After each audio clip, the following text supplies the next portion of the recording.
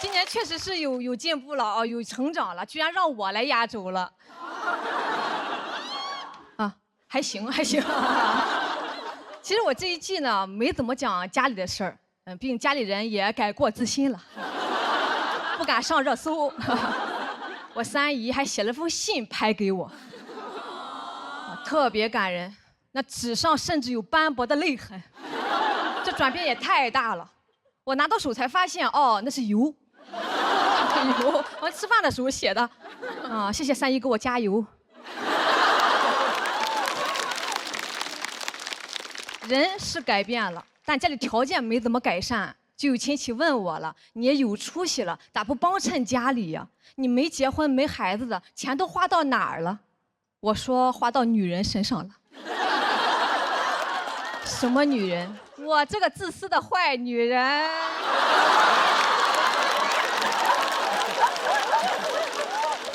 太自私了，去年狠狠奢侈了一把，我开始整租了。我相中了一个3层老洋房的阁楼，啊，也不便宜的哈，比祥子那个好多了。我有阳台，阳台。但去了之后才知道，那个房东阿姨住在楼下，要求特别多，问了我学历、年龄、工作，又问我几个人住。我说我单身，一个人住。她说那可不一定，谈了朋友，谁知道会带什么人回来住？我说那不会，一个阁楼有什么脸带人回来住？我带个1.8米的，头都没法抬，一抬头顶梁柱。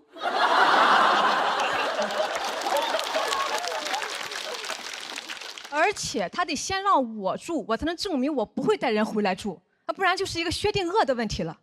但我不敢再犟了，我怕他以为薛定谔也要过来住。我特别想说，阿姨，我真不喜欢和别人住，如果有可能，我都希望你也别在这里住。他说，哎，就是怕租给了不三不四的。我哪里不三不四的？我人五人六的。我都没说我做脱口秀的，那不得把他吓死呀！反正就是各种挑你，什么一个外地小姑娘不稳定，咱也不知道要多稳定。我在这阁楼里住一辈子吗？就不出阁了吗？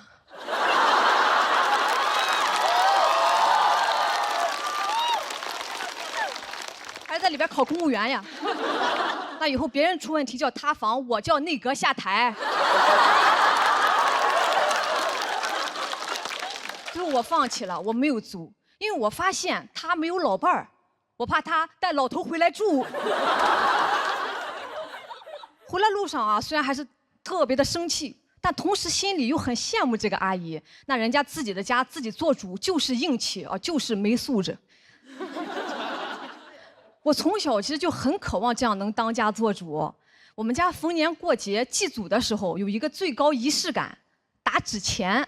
就是用一张100块钱的现金，在火纸上这么印几下，意思是这个纸就是钱了，再烧给祖宗。这个一直都是我爸来印的，因为我爸是一家之主嘛。但有一次我爸没在家，我妈就急坏了，那咋办呢？祖宗还等着还花呗呢，别失信了。我说那就我来印嘛，坚决不行。他说你爸印的才算数，这叫什么话？我印的就是假币吗？什么叫我爸印的才算数？银行印的才算数啊！最后实在是没办法，哎，让我弟来印的。我弟当时才6岁啊，承受了那个年纪不该承受的压力。20以内加减法还没学会，一晚上印了100多万。但其实我也参与了，我拿了一张5毛的，偷偷印点零钱。我怕祖宗花的时候抛不开，这么多年了就没有一个孙子想到啊。那时候我就知道了，我弟也是一家之主，我特别羡慕，我也想有这个能力，我就开始锻炼自己，越不让干啥我越干啥，不让我上香，我就在房间里自己点，反正这房子也不是我的，不让我上坟，我就给别人家的坟磕头。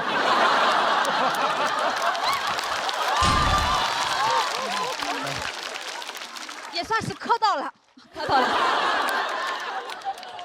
那会儿一放学就往坟地里跑，跑到老李家的时候还被发现了，被人发现的啊，被人发现的，把李家人气坏了。你自己家没有吗？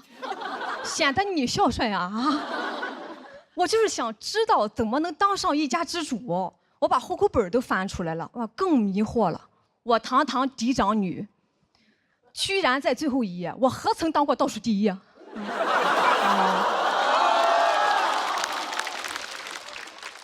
我爸解释了说，哎，你以后要嫁人嘛，户口会迁出去，放最后一页方便。我直接抽出来了，我自己拿着更方便。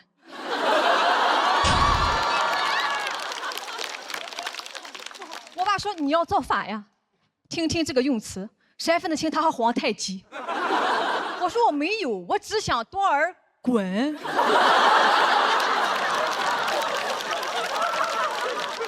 我后来真去问了哈，我能不能当户主啊？说可以，但这房子得是你的，这不巧了吗？他就不可能是我的。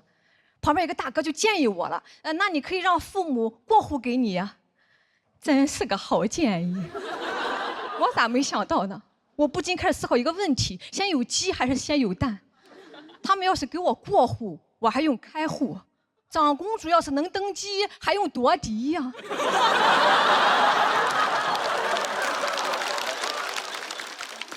不夺了，我自己买了。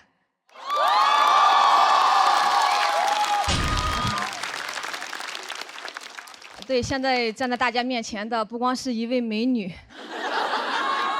也将是全村第一位女一家之主。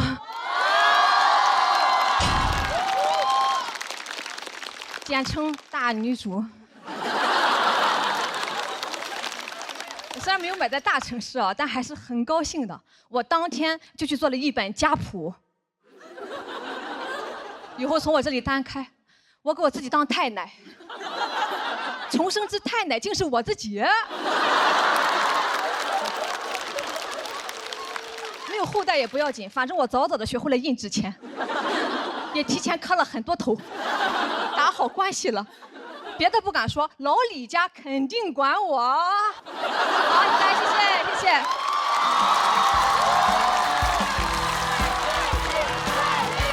谢谢唐湘玉的表演。喜欢唐湘玉今天表演的观众朋友，千万不要忘记为她投票，请锁票。再次谢谢湘玉，哎，很精彩，很精彩，真是。我刚才看的也是很开心，潇潇。我一直就是很喜欢唐湘玉，从之前的节目里，然后其实我们有在活动上碰到过，但是就没有能打招呼。在那个应该是你是那个什么尖叫之夜的主持人，是有在那个互动区。对对对，就是但是大家都穿着礼服很端着，就是也没好意思大声说出我很喜欢你。然后其实我也有在关注程潇老师的一些节目，包括妈妈女儿那个节目我也有看，然后我觉得从里边确实能学习到很多，然后我们还有很多我能感同身受的你的一些地方。我也很喜欢你。谢谢。是他讲的这一段故事，我非常有共鸣，就是因为可能跟我自己的家庭也比较像，对。然后我也是我们家的一家之主，所以你也可以。我对女团也特别的感兴趣，其实。然后我前2天还去学了舞蹈，去学卫舞。来一个，来一个。我本想让程潇老师能教我一下，但我怕裙子什么不方便，我可以给你献丑一下。就是你就想象你前面有面墙，你就去顶。你现在是在教程潇怎么卫舞是吧？我展示，就是这样，对，就这样。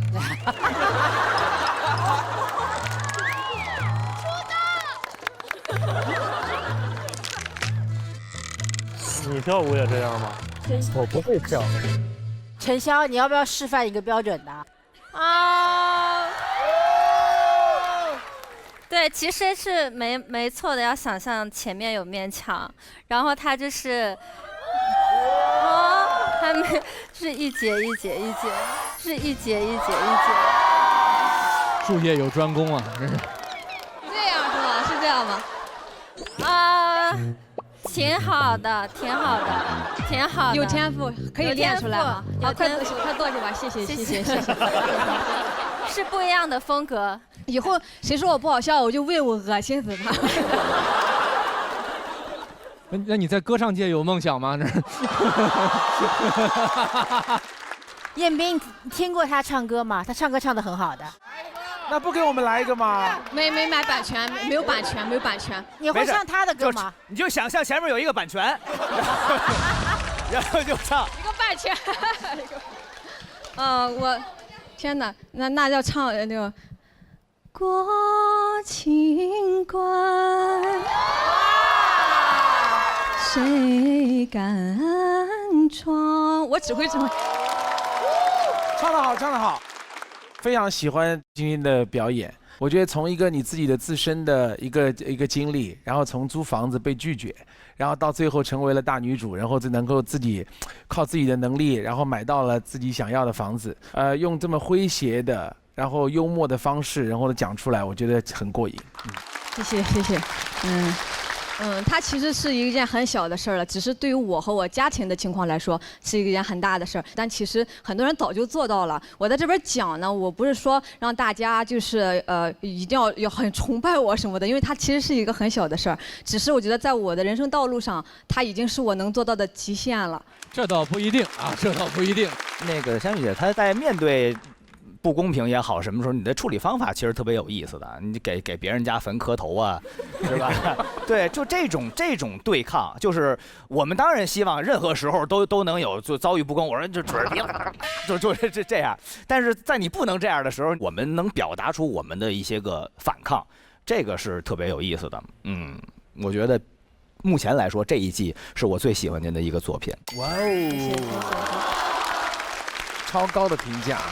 谢谢，我很感谢能有这样的评价。我对这篇其实蛮忐忑的哦，但其实我想了一下，我的本心是因为我看到了我三姨的变化，我觉得好像有用哎。我爸妈现在是他不听我的，他听营销号的，你知道吧？我的段子营销号一剪之后，他说：“哎，你看这个号说你说的对，他们就有改变，我觉得很好。”哇哦！所以该讲可能还是得讲，他们还没有改善的地方，我可能还会继续讲。我爱我的家人，我爱，爱之深责之切，这是。等一下，好突然，这比付航冲出来还突然，我天天。我觉得香玉的人生故事呢，就是6个字，就是我就不和我就要。是我要的全拿走。你要的全给你。你比过去在讲你的故事的时候，你更圆融的感觉。就是我觉得你过去可能的故事里是有一个对立面的，但是现在你的这个对立面逐渐的消解了，因为你更关注到的是你自己。我想可能也许是你理解了人生真的遇到什么不知道，但是怎么处理是我的决定。所以我更看到了你的那个自主性回归到自己身上，这点我是比较喜欢的。谢谢天真姐，谢谢你。香玉是我们这一场比赛最后一位表演的朋友了。那无论结果如何，我们都把掌声送给今天表演的8位。谢谢。最终仍然会有一个结果，要不揭晓之前稍微轻松一下，咱问问胡彦斌老师啊，这开场之前是不是有一个小小的承诺来着？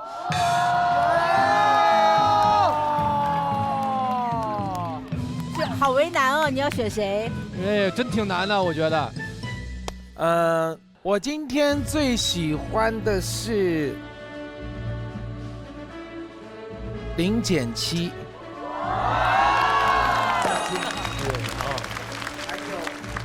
对，还有一位是唐湘玉。哇！是因为我站在这儿吗？不是，都在这儿呢。哎，但是胡老师，您不是说还要挑一位观众吗？是。哪一位观众？我来选一下。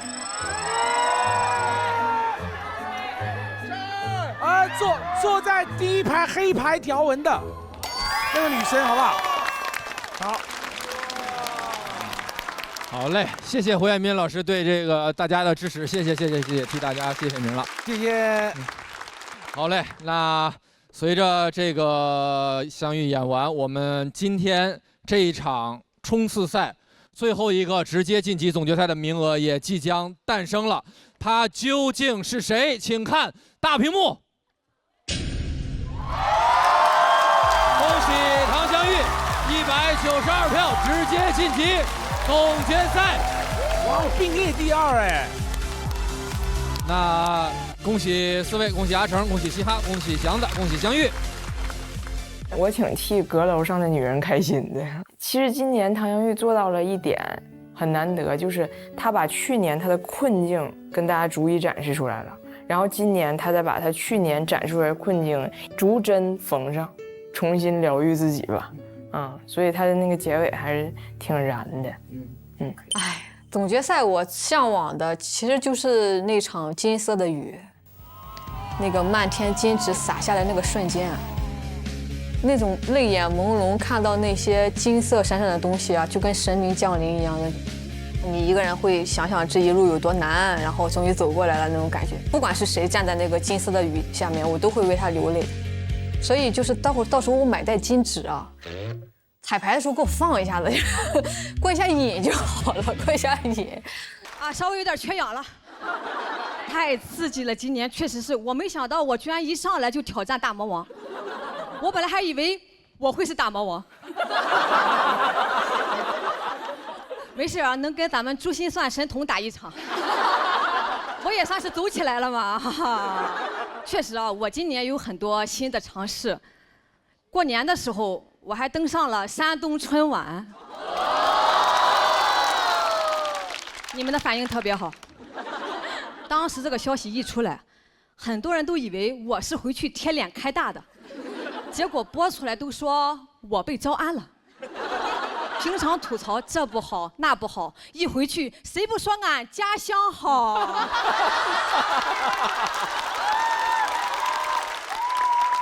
上春晚我家里特别重视，我爸说这是荣誉，必须去。去之前给我下了死命令，不许说山东不好。我说我从来没有说过山东不好，我一直说的是咱家不好。我爸说哦那行，但还是不放心啊，非要跟我一起去，带我爸妈一块儿去的。一到后台，我爸就开始到处搜索，到处社交，给人家发烟。节目组也很照顾我啊，为了给我面子，我上之前让全场大喊了10几遍“唐湘玉，唐湘玉，唐湘玉”。不用，就这么尴尬。一个搬道具的大叔从旁边走过去，说谁是唐湘玉？咋还不来呢？我说刚刚是谁给你发的烟呀？他说那个老头就是唐湘玉啊。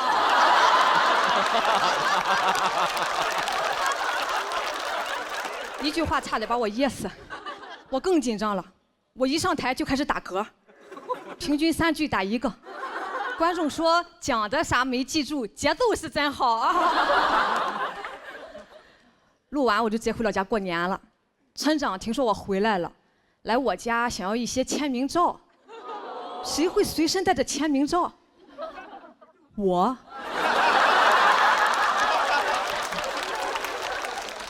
但我在路上就已经发完了。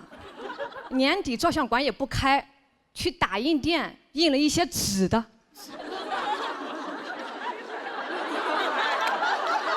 跟寻人启事一样，我何止走起来了，我都走丢了。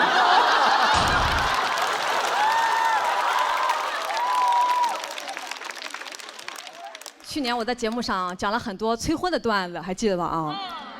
一度成为了我的舒适区。今年讲不了了，没有人催了。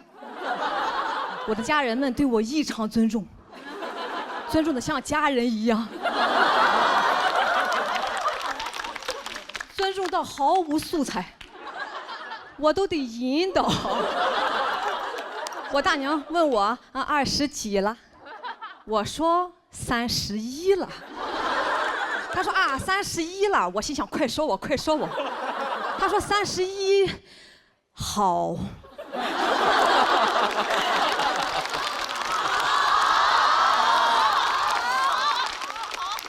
我说好在哪儿？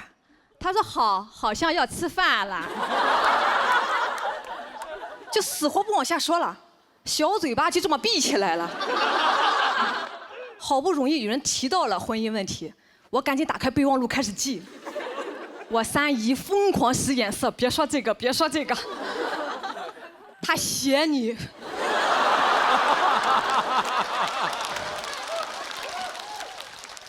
就好像我打开的不是备忘录，是生死簿。我现在不光克夫，也克亲戚了。可怜我三姨，一个开朗的媒婆，变成了回避型人格。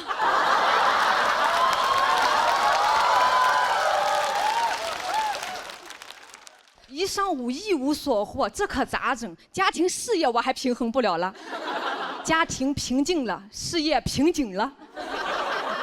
我悄悄问我爸，我说怎么今年大家说话都不难听了？我爸说，因为大家已经知道谁说话最难听了。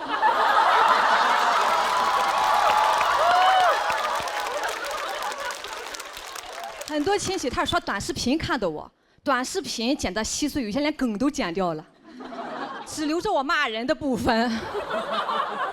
所以有些亲戚他不知道我是在说脱口秀，单纯以为我疯了。我也没想到我一发疯，大家都正常了。吃饭之前，我大爷就我们家族现在权力最高的人，亲自过来问我：“你上哪一桌？”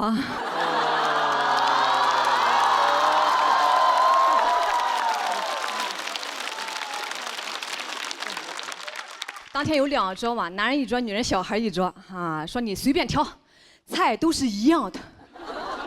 一样的，我咋这么不相信呢？我去看了一下，哎，确实有明显的改善了，但还是让我发现了一个纰漏，就是女的这一桌少了一盘蚂蚱。蚂蚱在冬天可是很稀罕的东西啊，唯一的野生动物。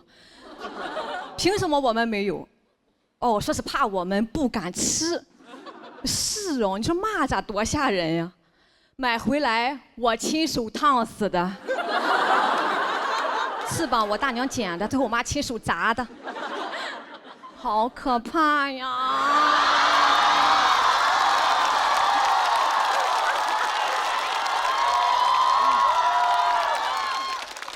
我们只敢做，不敢吃啊！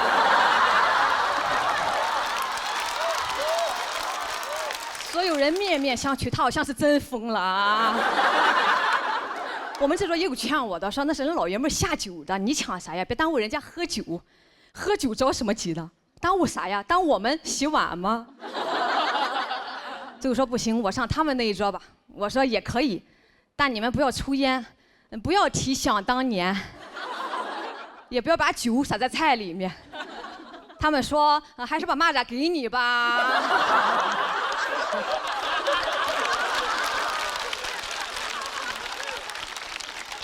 所以今年呢也没啥啊，没有什么翻天覆地的变化，就是吃上了蚂蚱。但我已经很满足了，别人有的我们也得有，蚂蚱再小也是肉。好，谢谢大家，谢谢。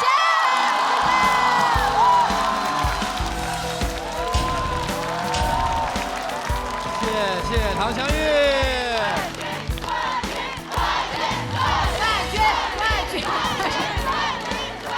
喜欢唐湘玉今天的表演，请千万不要忘了为她投票。3、2、1，请锁票。谢谢，哎，咱们2位去年就一直在的气氛组组长大林跟天真，是不是也时不时会在社交媒体上刷到他的这个状态？是，经常看他走红毯。首先我特别开心啊，因为我感觉到我们的老选手真的还在变化，还在成长，所以这点非常开心。第二，我感受到你非常松弛，尤其从你的肢体语言上能完全感受到，你居然在撒娇哎！姐，但你知道吗？我在文本上写的是括号，向左划拳、握拳、半圈儿。舞蹈，真是舞蹈。比如说您这撒娇啊，包括付航刚才那个说那学长让他过来啊，我也可以啊。我说啊。对，你看，我就发现，当咱们把语言和思想这东西玩到极致之后，你还想再丰富你的表演，一定要再加入这些个这个形体啊，包括你像杨笠后来学唱歌，我觉得都是因为这个，就是我们要学各种各样的技能来丰富自己的表演。说明您现在已经不仅仅是一个脱口秀演员了，您现在在向更大的舞台迈进。因为我也有一些影视资源。是这样的，郭老师，我跟你想的一模一样啊，一模一样。他特别懂我，就是，我是希望我是跟我去年的我自己比，跟我以前的我自己比，我把我设计的那些呀，那些我想让大家看到我，成长那些呈现也好呀，什么小肢体也好，我以前不就这样吗？只能这样，而且我只能往下看，我不敢看那边啊，我现在变了。我想跟我去年的比，我有进步就好了。对，就今天比昨天好，那就是进步。别管进步多么微小，咱都是普通女孩，都慢慢来呗。然后还有之前我跟天真姐有一次对话，就是你特别希望我走出那些困境嘛。我知道，我去年主要是在讲述这些困境，想让大家知道我们在经历什么。你得先看到我们在经历这些，对吧？我今年让大家看到的是可以走出来，是可以走出来的哦。可以的，就是我先清除眼前那些障碍，咱们就往前走了，是可以的，是可以的。我可以，你们也可以。特别好。我觉得你好看。这么朴素的评价，那可能是因为做了医美吧。就觉得有一些变化说不出来他可能是因为他自信养成，就大家给予你力量，然后你感受到这个力量，你自己变得更强大。因为我是叫飞行嘉宾，我就只来这2集，挺遗憾的。我想老来，因为我觉得到最后有机会产生一个女性的冠军，喜剧之王，真的很强。包括已经晋级的各位，包括还没有登场的我很期待的，我特别期待史岩，吓着了，孩子吓着了，真是。嘻哈，他今年是第1次来参加这个节目。但是他线下已经很有影响，所以我就感受到这个节目里面各种各样的美，然后女生们都这么棒，真的很了不起，很赞叹。我觉得您给到我这个赞叹，您也了不起，您也了不起，真的。真是感叹于你们这种惺惺相惜的感情。好，谢谢。那香玉获得了我们气氛组的满票，请你先入座休息。唐香玉今年的作品就特别像短剧，回鲁之后回山东之后拿回属于我的一切，挺好，有一种连续剧的感觉好像我们陪着他成长。我觉得唐香玉非常勇敢的一点是，像我这种也是文美型的，我根本就不敢站这种能炸飞全场的，但是我觉得他今天就是勇气非常足。那我既然接副行，那我就做一下，然后然后起来之后缺氧了，真缺氧了。现在我觉得非常满意，我好像也会呈现了。以前演这篇可能不会有这么旺盛的生命力就是大概是站桩嘛，顶多是多一点手势，但已经激发到那个场子下，我把它全都放大了，好可怕。反而这篇可能更加有活力，更加生动了。我谢谢付航留下的他的那些能量，我很感谢。接下来要登场的这一位，就是大鹏导演刚刚提到的新人中，很多人都非常期待他的表演，也请观众给他最大的热情。我们掌声有请嘻哈。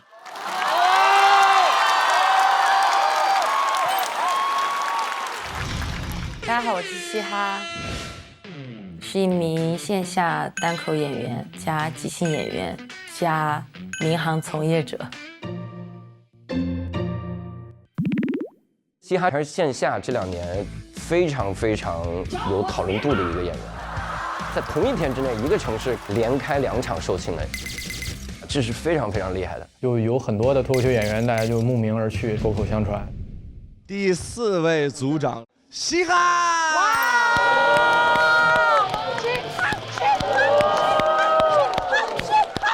各人魅力特别好的演员，就是任宝活。什么意思？太喜欢他那种活人感，他都不是活人，他有点诈尸，你就感觉他这个人有使不完的牛劲。我真的建议所有女生，当你觉得人生有点没劲儿，你就去听他的，比那个喝养生液都好用，立马就炸，身板里头的能量就咔往出出。可能是因为自己原来练体育的原因吧，我觉得跟跑得快的人走一走，他会把你的成绩带得更好。我唯一能控制的就是拿我自己最好的状态去跟付航比一比。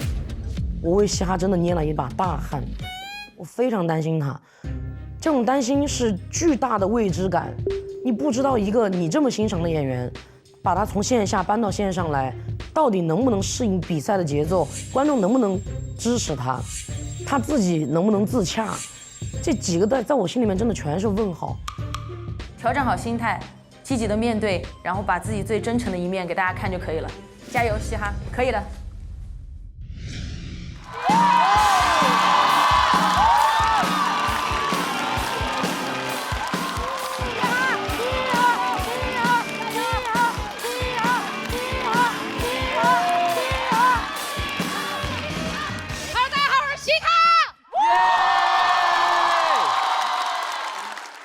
我是空姐，看得出来吧？好，这都不算什么。我刚开始讲单口的时候，我是那一组唯一一个女演员。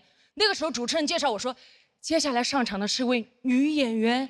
观众说啊，主持人说没对，垫了一句，她还是个空姐。观众啊，我一上场，观众啊，其中有个大哥噌的一下站起来。看过，这个婆娘一看就是春秋航空的。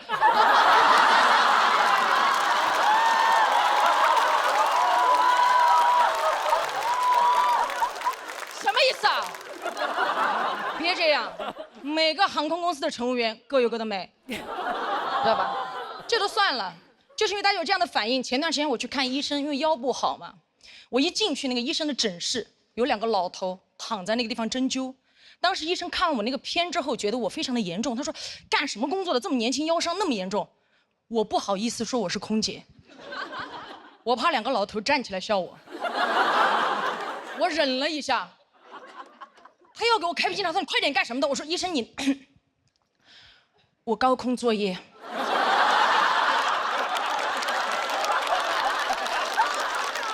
我刚刚一说完，医生手上的笔都放下了。天哪！哎！看到没有？高空作业，妹妹。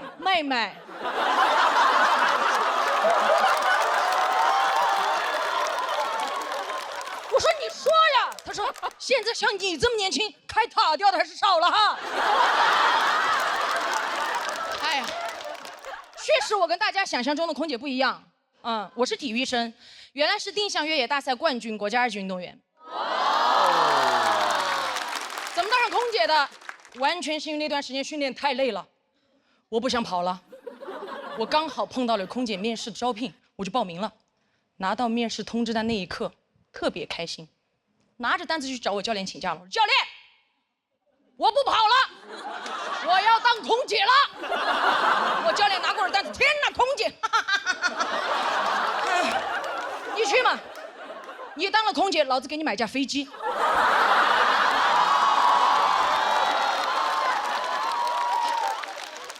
当天面试的时候，我分到的那一组堪称当天面试的死亡之组。什么意思？条件太好了，因为我们那天所有人都分成7个人一组，最多就是7选2，有些甚至一组全部淘汰掉。我一进去我们那一组，不要说7选2了，我进去我都选了4个了。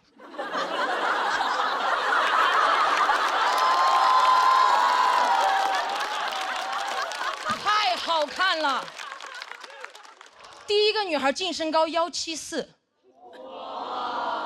新疆人，对吧？我刚进去跟她对视那一眼，我就说这个空姐你当我不当啊。特别好看，漂亮到哪种地步？当天我们要求是穿短袖，裸露部位不能有任何明显的疤痕。当时面试官问他：“你手臂上这道疤是怎么回事？”他说：“哦，这个是胎记。”面试官说：“哦，胎记，我觉得胎记随着时间的推移，应该会淡掉吧？胎记。”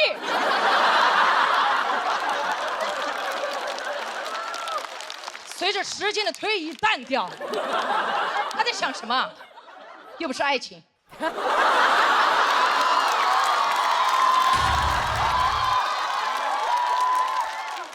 而且我这个时候已经明显感觉到第二个女孩子的跃跃欲试了，已经迫不及待，她该她的时候一个箭步上前，老师好，我是2号，身高171，特长拉丁，咵，他就甩了一个胯出去，就这么快，这个胯都感觉甩到了对面3位面试官的桌子上放着了。目光如炬盯着对面的面试官，好像在说：“你们不给我过这个胯，我就收不回来哦。”面试官哪里见到过速度这么快的胯，对吧？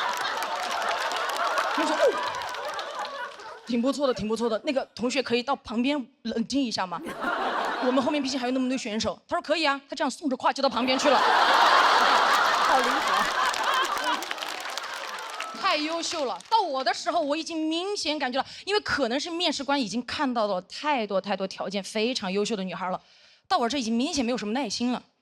我刚刚上前一步准备开口的时候，他直接打断了我说：“等一下，你基本条件我们已经看了，就不要浪费大家的时间了。你有没有什么特长？”我觉得他一点都不尊重我。我当时冷笑，我说：“特长，哼，这个地方不够我起跑。”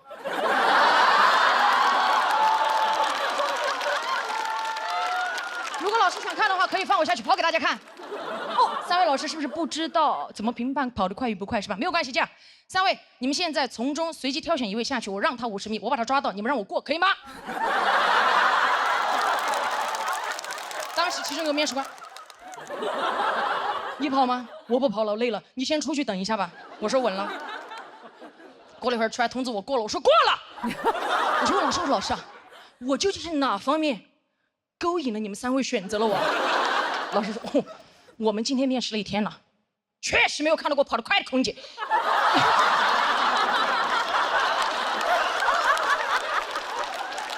你要跑得快的空姐干嘛？后来上了班才知道，个别旅客啊，极个别，他上了飞机以后，他认为空姐是住在行李架里面的。怎么说？就只要他一按呼唤铃，所有空姐必须像氧气面罩一样快速掉在他面前说：“怎么了？”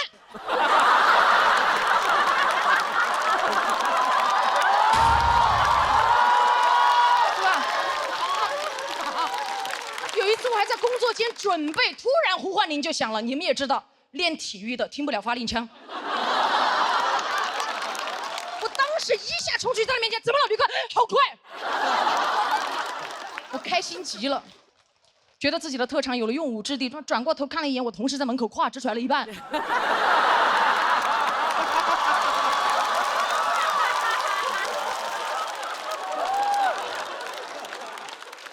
完全能理解大家为什么想象不到我当空姐的样子，因为这个社会对这个职业的刻板印象确实太多了，对吧？很多电视短剧里面拍的空姐就是这样，穿着短裙、丝袜、高跟鞋，拖着一个飞行箱在那个候机楼走过去走过来的，对吧？都是这样，完全不是这样的。而且我当了空姐之后，非常不能理解为什么我们在那么复杂的高空环境下工作，还要穿短裙、丝袜、高跟鞋，就不能穿裤子吗？对吧？我当时问过我的老师。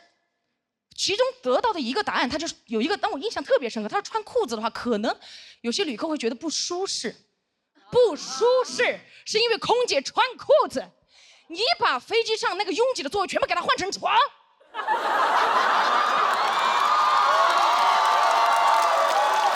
吧？哪怕空姐穿着盔甲站在他面前，他都会不会觉得不舒适？睡着了看不见，巴卡巴卡，就。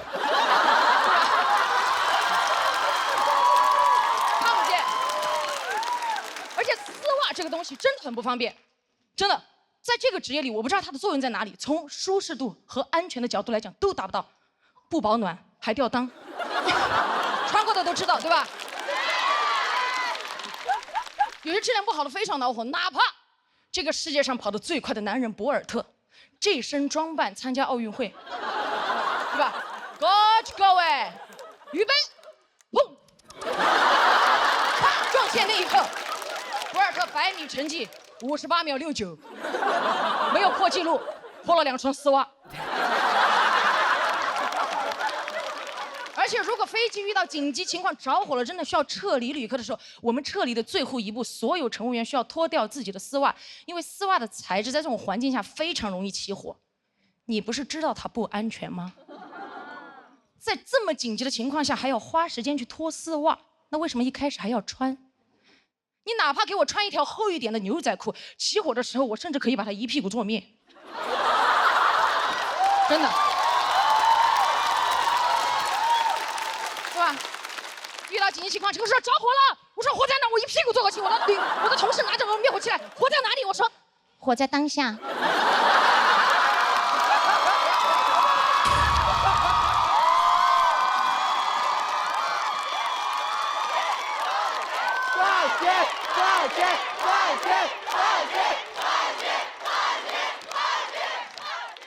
所以真的，对吧？所以空姐穿裤装，真的会让人觉得不舒服吗？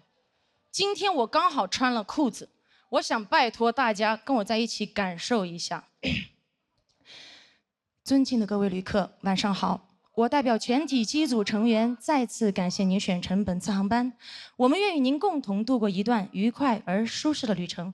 我是本次航班乘务长嘻哈，谢谢大家，我们下次再见。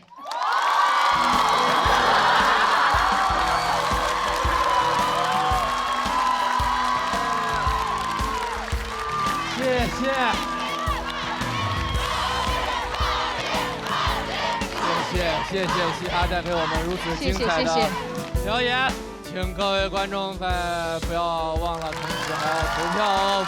最后3秒钟倒计时，3、2、1，请锁票。再次感谢嘻哈。谢谢大家。太旺盛的生命力了，我很少见到一个人跟付航 PK， 竟然呈现出了比付航还要强的能量值。没有。我真的想先问问付航，看到嘻哈的表演是什么感受？因为你应该很少看到自己的演出吧？因为其实王悦去年一直在说，是的，就是他的好朋友嘻哈，好朋友嘻哈，好朋友嘻哈。因为我跟王悦关系非常的好，所以说我就一直特别听说了，所以我今天来找你了。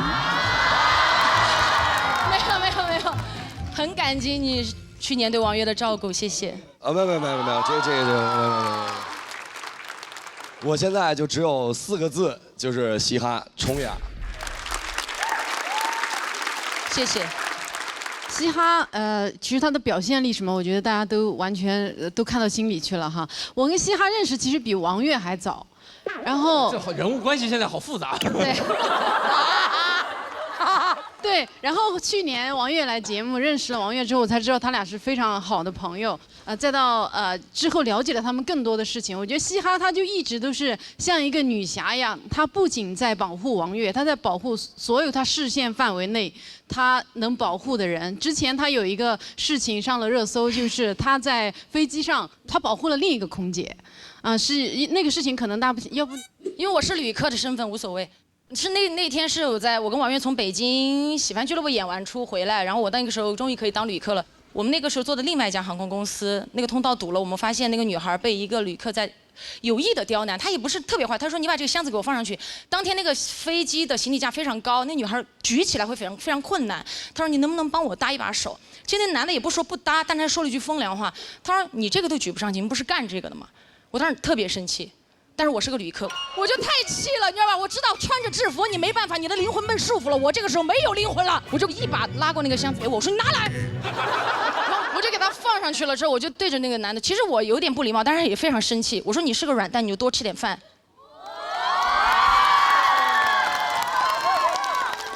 非常不礼貌，所以我后来反思了一下自己，所以下飞机的时候我就问他，我说要我帮你拿吗？他说不用了。就这样一个事情，然后就小小的上了一下热搜，但我觉得是应该的，因为那个事情过了不多久，中国民航局就颁发了一个条例，就是乘务员再也没有义务帮助一些没有必要，比如说除非老弱病残孕的乘客，没有必要再帮他们放行李了。我觉得有些规则就是应该出来改变，不合时宜就应该改变。像唐姐刚刚说的，我们不仅可以自己走出困境，我们可以帮更多人再次走出困境。谢谢。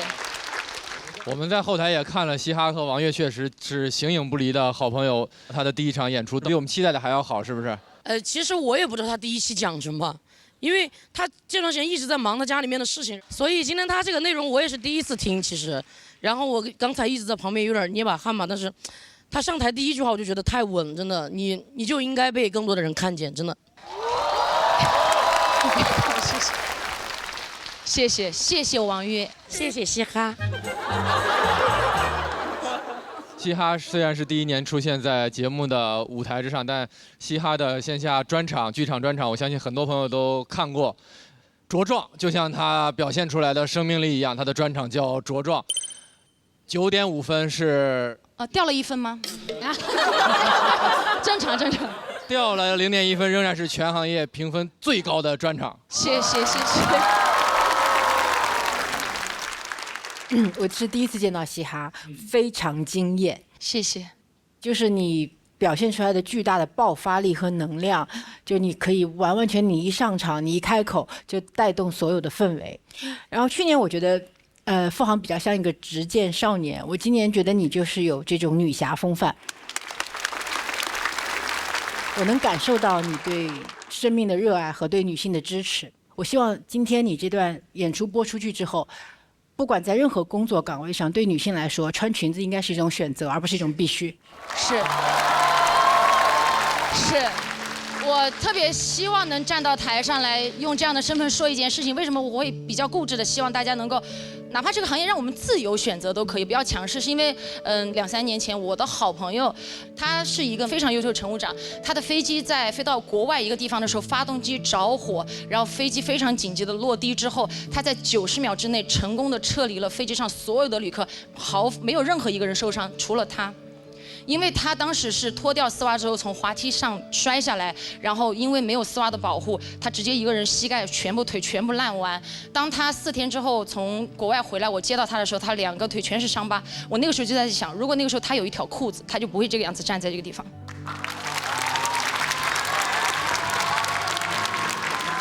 所以我觉得你很了不起，你的选题非常的了不起，希望你能够在这个节目中发光发热，然后被更多人看见你，努力。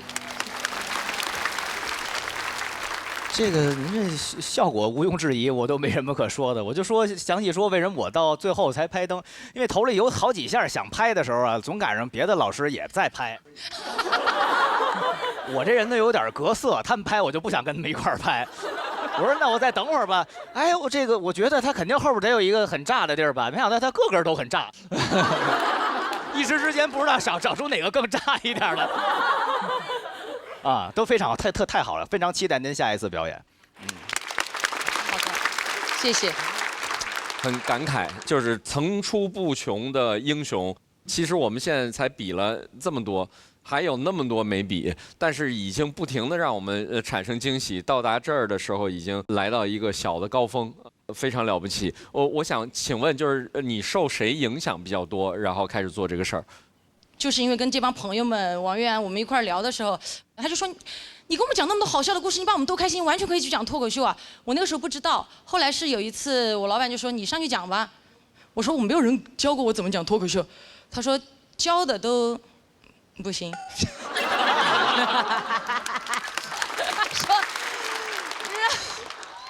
他说你自己上去试吧，我说那我就试一试呗，然后我就上来讲单口，那个时候还不叫我不知道这个就叫单口，因为所谓大家也会有很多所谓就是一些什么格式啊，一些什么，其实我到现在觉得我只是定义我自己是一个讲笑话的人。我作为一个脱口秀演员，我虽然跟嘻哈也是这次第一次见面，但是我特别喜欢你这个观点。总有人要告诉我们定义什么是脱口秀，什么是单口喜剧，但这世界上其实没有脱口秀，这世界上只有脱口秀演员。我们站在台上说什么，我们说的就是脱口秀。对，谢谢。因为我觉得单口演员应该多元化，就像电影一样，也会有很多喜剧片、恐怖片、惊悚片或者是纪录片，我们也应该有很多表达的方式，不一定拘泥于一种而已。谢谢。谢谢嘻哈，也谢谢所有演员为我们带来这些精彩纷呈的演出。嘻哈拿到了气氛组的满票，那请嘻哈暂时回到演员区休息。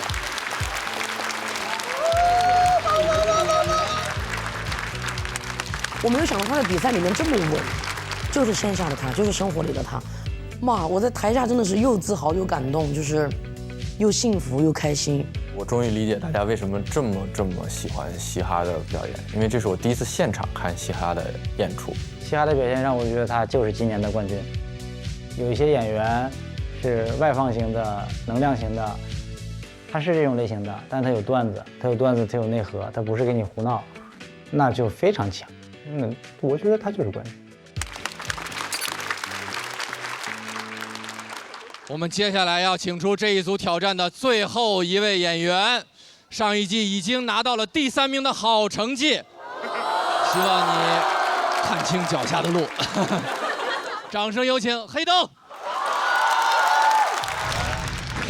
大家好，我是黑灯，我觉得应该是我吧。我觉得今年很有可能黑灯夺冠呀。对啊，我也是这么觉得的。嘿嘿，你得到内幕了是吗？是，现这里可以讲啊，他内定冠军。黑灯不是老灯，他的状态非常好，非常年轻，还保持着创作的热情，这个是我想选择他的原因。是新博吗？是我。OK。有，好，耶 ，Hello。小组总分第1名的黑灯小组上台做出选择。哎，我们最强，没想到啊！哦，你为什么会选择挑战富航？报仇嘛，就是，因为去年就接在富航后面，然后就凉了嘛。哇，很挫败，所以今年试试看，一雪全耻。但是这没想到还得打嘻哈，翔宇。哎呦，要死了！富航表演完就觉得太厉害了，但是我觉得应该也可以打，然后相遇演的时候就觉得完蛋了，然后西华演完我就 OK， 我垫底。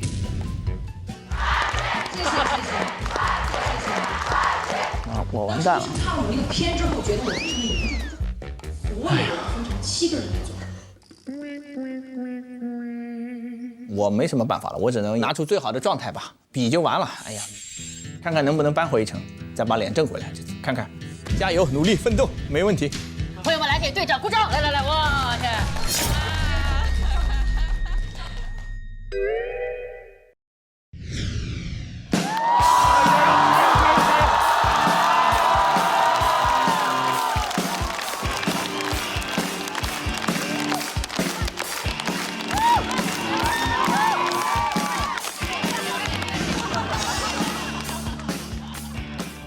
嗨，大家好，我是黑灯。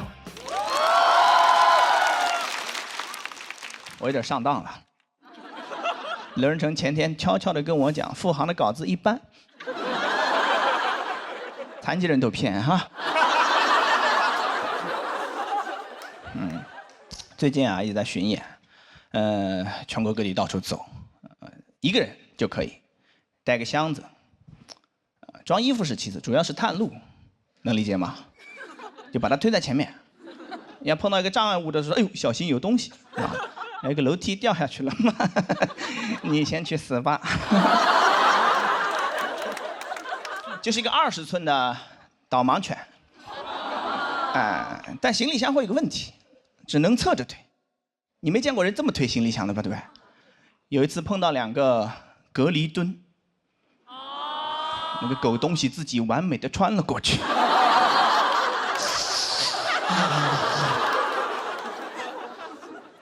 疼痛让人思考。我从那天开始想，有什么东西能替代行李箱，能推在正面的东西有吗？婴儿车。但婴儿车也会有个问题，你要推个空车的话，会不会显得有点变态呢？对吧？要不买个洋娃娃也不行，更变态。还是买了一个刚需是吧？你得用啊，对吧？推了1天就打消了我全部的顾虑，根本没人会多看我一眼，觉得有病啊什么的，不会的，人家觉得很正常，这有啥的？一个丢了孩子的父亲。所以后来去陌生的地方就会推着婴儿车探路。去年夏天想到了这个天才创意，当时还接了个活儿，一个公益机构叫金盲杖，让我去给他们学生上课。他们是教那个视障学生怎么用那个盲杖独立出行。啊，老师还问我愿意来吗？我们公益机构只能给你800块钱课时费。我说愿意 ，OK， 你不给钱我都会去的。这个活儿太好了，这是每一个打工人的梦中情活了。啊，你们可能不知道，给盲人上课他不用做 PPT。想到这儿的时候，我都动了邪念了。我说黑灯大胆一点，是不是其实人都不用去？给他们放录音不就完了吗？录音第一句就说那个我最讨厌插嘴的学生。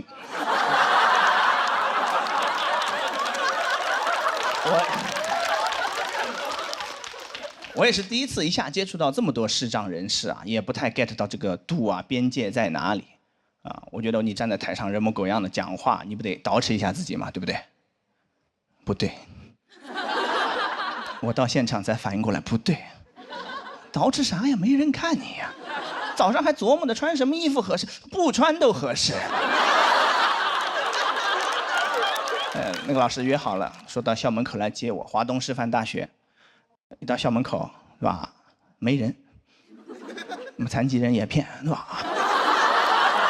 打电话，他说你在校门口左边还是右边呀？我说我在左边。他说那你到右边来，我在右边等你。我就有点生气了，你知道我是盲人，你不来找我，你让我去。我没有发作，强忍着怒火，推动着婴儿车往右边去。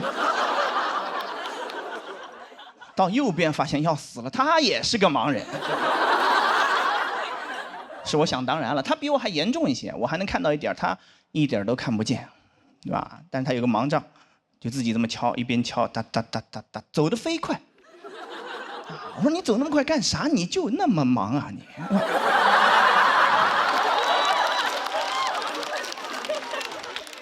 哎，他真的，他有可能是全中国走路最快的盲人了。盲人博尔特，还没穿丝袜那种。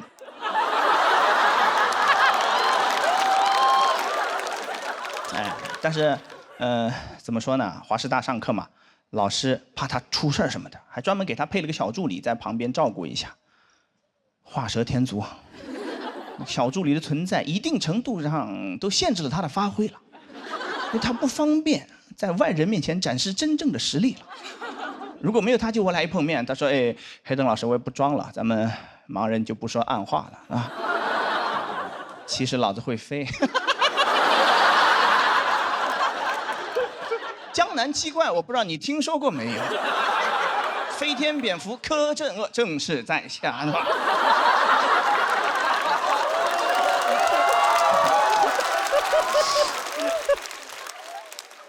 到了教室之后，有20多个学生，就是去年夏天刚考上大学的那种视障学生，分2种情况，一种是就是还能有一点残余的视力，跟大家考的是同一个卷子，他可以带个放大镜进去考，就贴得很近，写得很慢，啊，也很厉害。去年有一个南京的考生考了641分，他那个鼻子都快碰到那个卷子了，是吧？600多分，200分是闻出来的。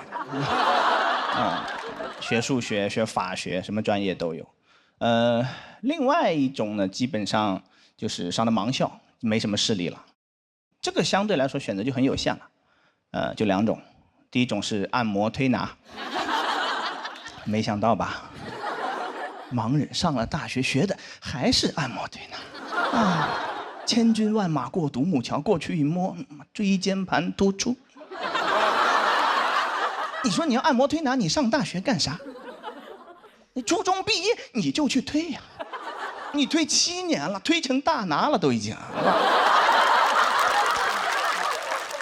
还有另外一种就是那2个学生印象也很深刻，学校很好，中央音乐学院，啊，音乐表演专业啊 ，Excel 表格很窄，音乐表都没写完整。我好奇是什么表，一拉开二胡。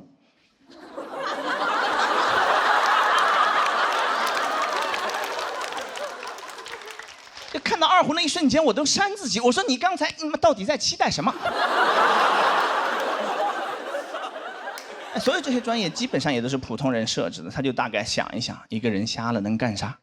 脑子里一瞬间蹦出3个答案嘛：推拿、算命、拉二胡。啊，不是没有思考，对吧？他从3个里面精挑细选了2个，你来学，对不对？推拿、二胡。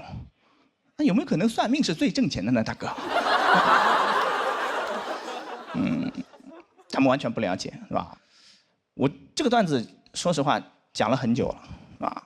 但是我中途一直没有觉得有什么问题。有一次讲到这儿，有个观众从黑暗中悠悠地传来一句，他说：“那我们学的专业，我们也不喜欢。”一瞬间感觉被雷劈了，我太狭隘了。这不是盲人面对的问题，所有人都在面对同样的问题。谁的人生不是在摸黑前进？人家只会告诉你，你该咋，对不对？你好好学习，将来上个好大学什么的，是吧？从小就要学，是吧？什么算，他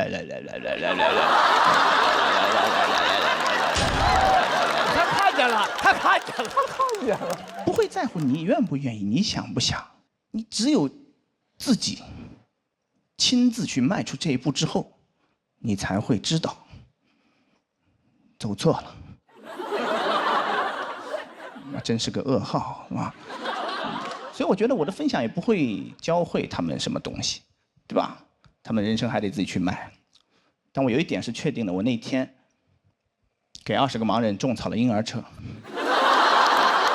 我说分享就到这儿吧，你们还有什么问题？问出来第一个问题说老师链接推给我们一下。我讲到这儿，谢谢大家。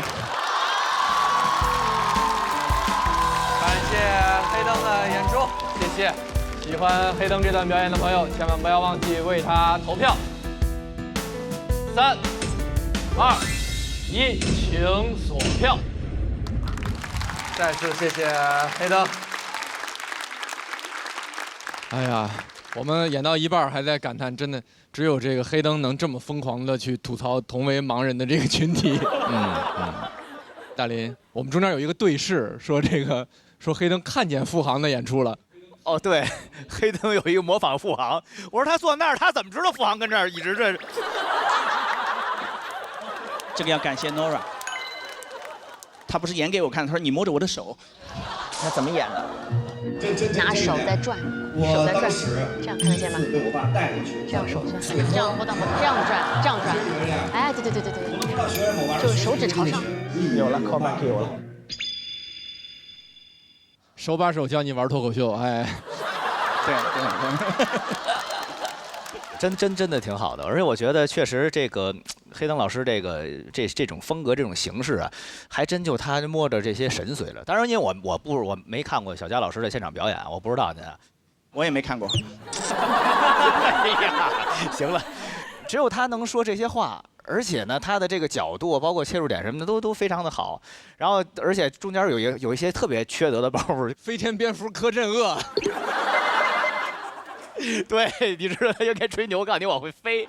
我说这太混了，这包袱太有意思了，非常非常好，谢谢您。谢谢。谢谢您告诉你会飞。我觉得今天是不是因为前面嘻哈演的比较炸，就是你会有压力吗？其实挺紧张的。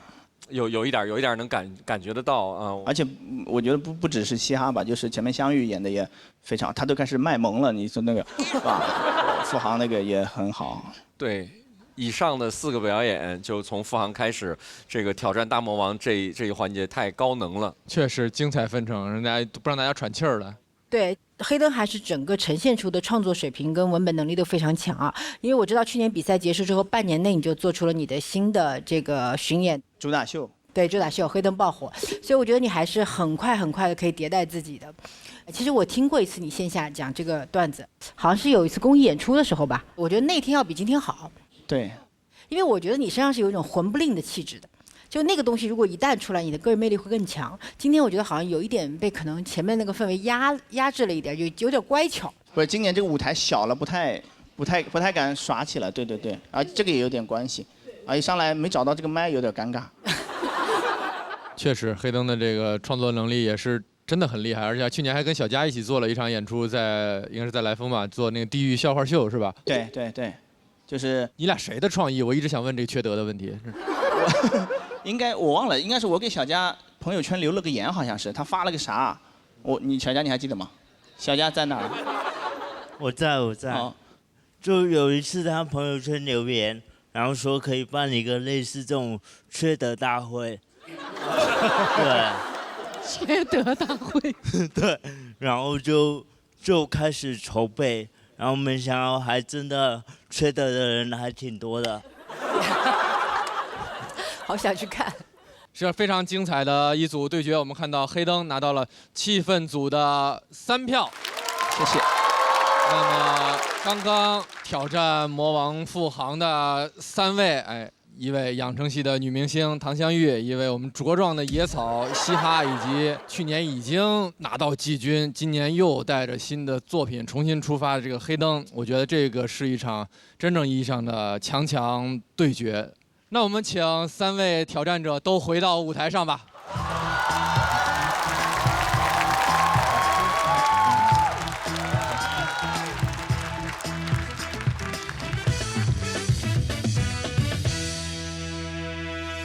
有没有人想做个预测？我觉得嘻哈第一。其他几位默默点了头。到底有没有人挑战魔王成功呢？结果请看大屏幕。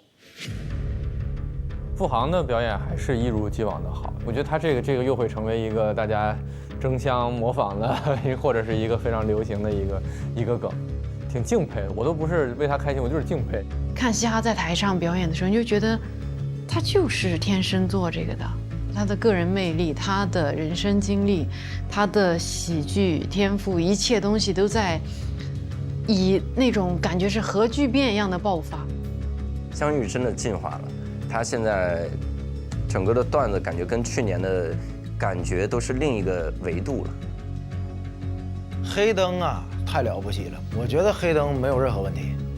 付航，说实话，我都会替他有一些捏把汗，因为我觉得今年新人这么猛，而且是黑灯、堂姐、嘻哈作为最强的新人一块去挑战他，我觉得都有机会，我觉得都是实力非常强，打出了一种惊天动地的感觉，直接炸开了。谁先打架？巅峰对决，毫厘之间，说不好谁输谁赢。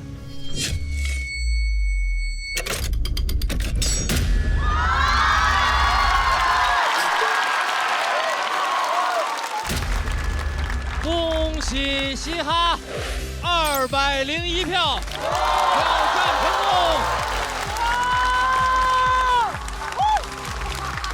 哇，好高！同时恭喜付航198票，仍然是非常优秀的成绩。香玉189票，黑灯178票。太精彩了，太精彩了！下半场的观众是不是不知道，我们的满票就是203票。现场200位观众以及气氛组的组长一共只有203票。恭喜嘻哈拿到这次挑战的成功，也恭喜你是所有出场演员中目前票数最高的一位。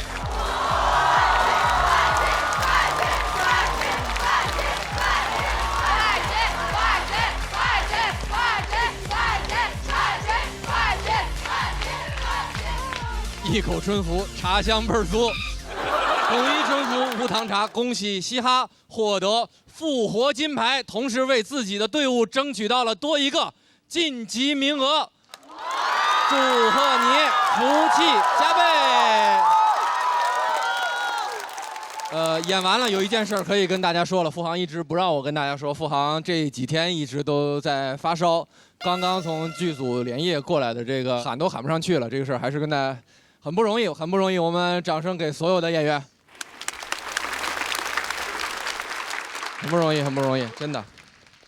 我知道他的表演有多么消耗体力，真是。那香玉和黑灯因为分数暂时没有我们的魔王高，虽然是非常优秀的成绩。那根据规则，两位要暂时进到待定区。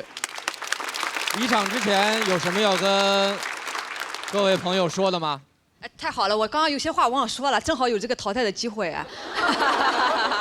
没淘汰，很高了，比我去年好太多了。去年比完就哭了啊。首先，谢谢我的队友们，你们选择了我，我尽力了。谢谢堂姐，谢谢堂姐。接下来我们加油啊！南瓜靠你了啊，靠你了。然后我要谢谢今天这个场上所有给我支持跟认同的观众们，你们滋养了我，谢谢你们。我现在能这么的舒服，能这么的打开自己，全是靠观众爱的滋养，是脱口秀的滋养，真的。我现在也演我主打秀也是大剧院了嘛，一进大剧院，哇，山呼海啸啊！那么多人喜欢我，我什么都好了。然后然后我还要谢谢付航，他帮我托付那几句，有了那几句话，我安心了很多。我上来我还可以尽情的模仿了他。还有就是那个位置有一位女魔王坐着，去年是我的丽姐，从这个节目开始把脱口秀还给所有人。今年是我的陆姐，只要有一女生坐在那儿，我心就安。然后没关系，没关系，后边再好好准备段子，肯定不会淘汰嘛。你淘汰了我，后边还有好几篇呢，你怎么办？来，给你吧，给你。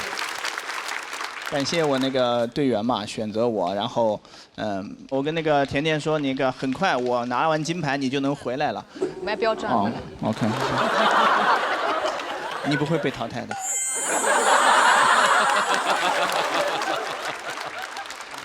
我还说我们拿块金牌就能把那个队员捞回来，对不对？结果自己也折进去了。我不知道啊，你们好好比吧啊。好吧，走吧，我们去看电视吧。哦，看电视。好的，暂时进入待定区。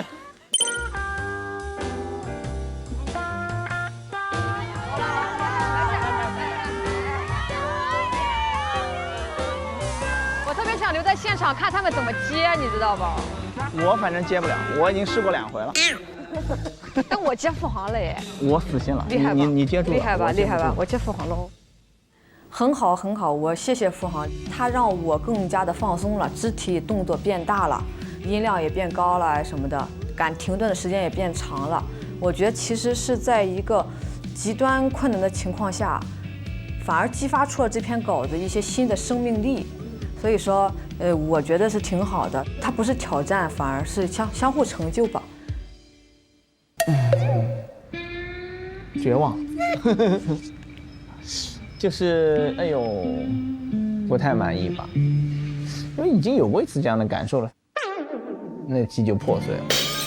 然后这次，我其实比较害怕这个，但是说再挑战一次，结果上场之前又有点崩了，我完蛋了，有点失望。我再试一次吧，下次如果还有这样的机会的话，再试一次。再不行就算了。我们再次恭喜嘻哈挑战魔王成功，请付航把复活金牌交给嘻哈。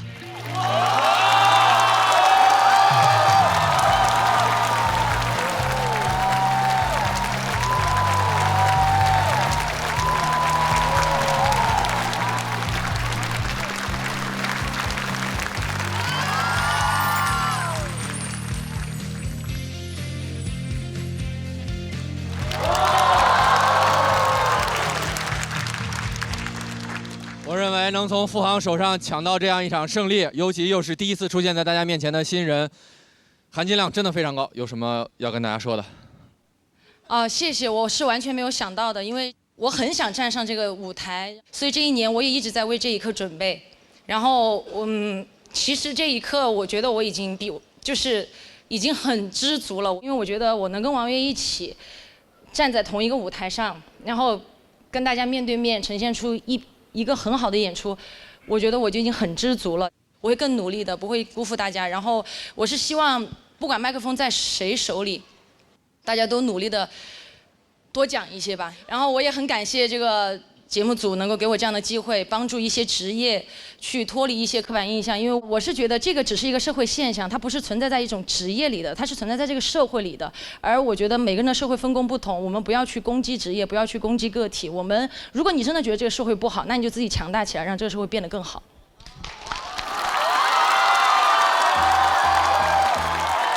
谢谢，也恭喜强大的嘻哈茁壮的往下走吧，请前往晋级区。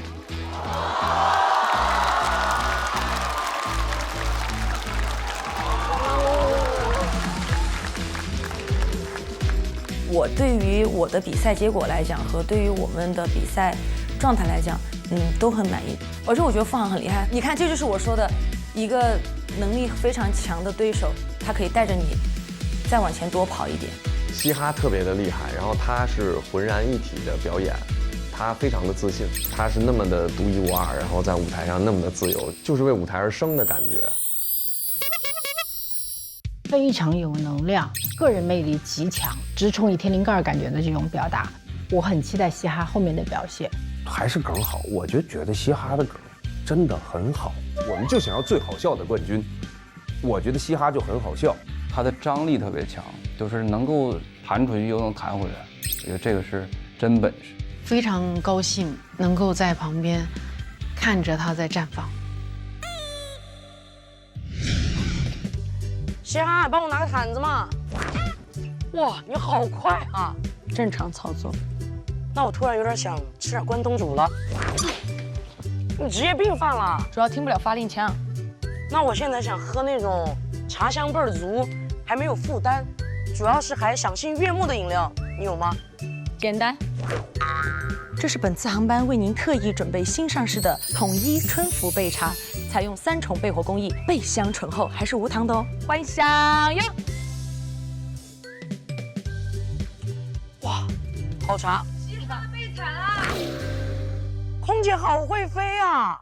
非常非常精彩的对决，我们精彩继续，一场又一场的挑战。接下来的这位演员，各位应该也非常熟悉，一位名门之后，什么门？铝合金门。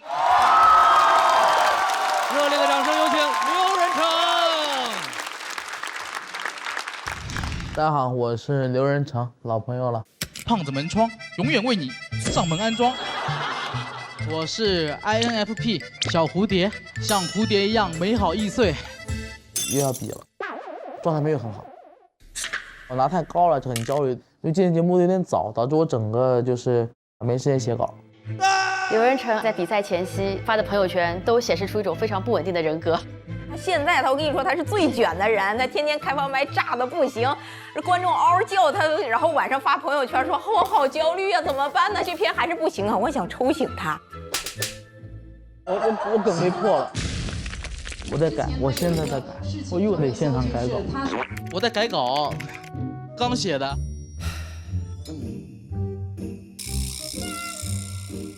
因为咱们是个非常真实的节目，观众得给真实的反应，他不能假装没有听到前面的事情。他听到付航去拍电影了，他也听到大鹏导演说他饰演的是一个动人，而我当时上来说演一个野人，等于就完全破掉了。当时是真的有点崩溃，有点崩溃。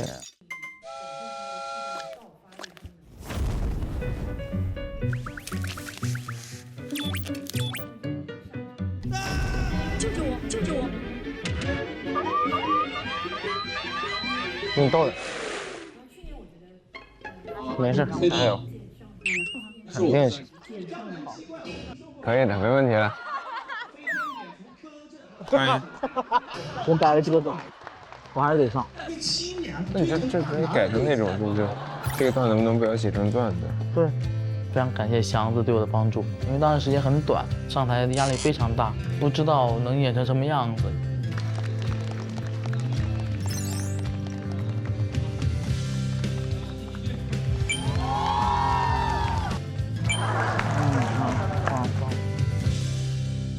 名门之后，可以的。热烈的掌声有请刘仁成。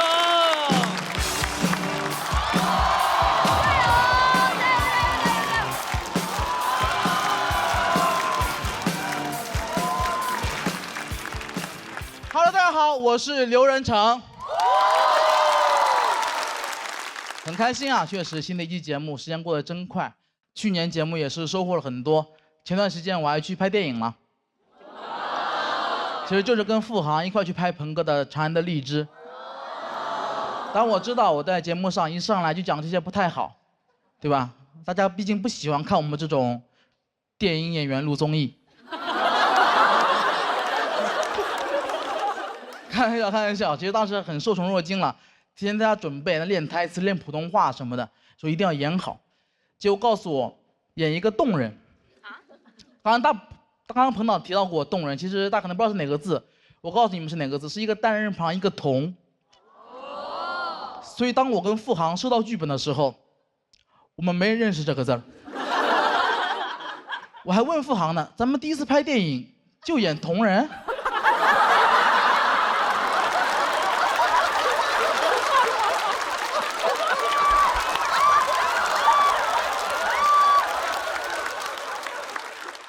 后来知道了，其实就有点像野人了，我还挺不服气的，我说我这个人平时给人的气质，不说文质彬彬吧，也算是温文尔雅，怎么就干成野人了呢？我去网上搜野人有什么特点，告诉我3个特点：皮肤黝黑，体型巨大，缺乏语言能力。冲我来的，好，我服了。我不仅服，我还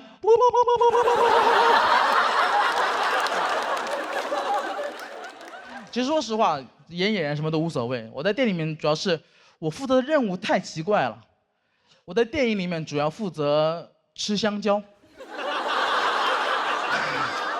我知道这个段子讲到这里，你们觉得我在编段，在 call back， 因为太荒唐了，我也不知道怎么证明自己，所以我只能请看大屏幕。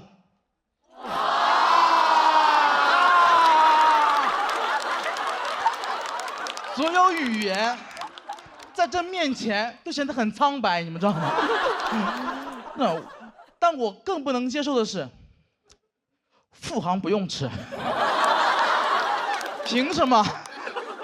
我记得我去拍电影之前，我有做好心理准备，就是我可能需要吃很多苦，但我没想到需要吃那么多的香蕉。我有一天拍摄，我吃了30多根香蕉，6斤多的香蕉，什么概念？没吃饱。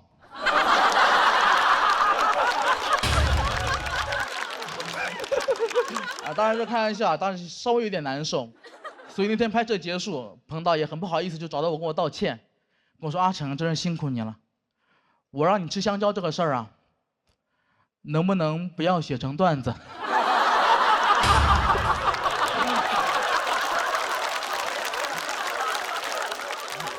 当然说这么多，我不是在质疑大鹏导演，当然不会，我只觉得我们的喜剧理念有点不一样。我喜欢那种喜剧啊，应该是那种双线结构。故事像2条平行线一样，永远不会有香蕉。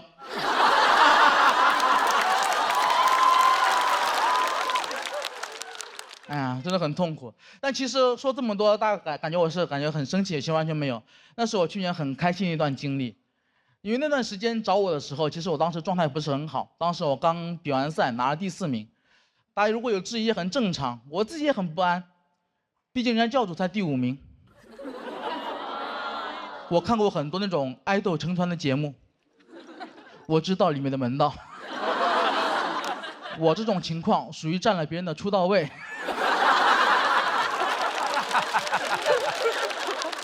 所以很长段时间我就很害怕，我总觉得大家会骂我，会网暴我，我就生活在那种痛苦当中。过了一段时间更痛苦了，发现根本没人理我，大家真的很不在乎我。我的那种心态特别像那个《周处除三害》里面陈桂林，就我都认罪了，还是没人理我。别给我这个第4名逼急了，逼急了我也可以除3害。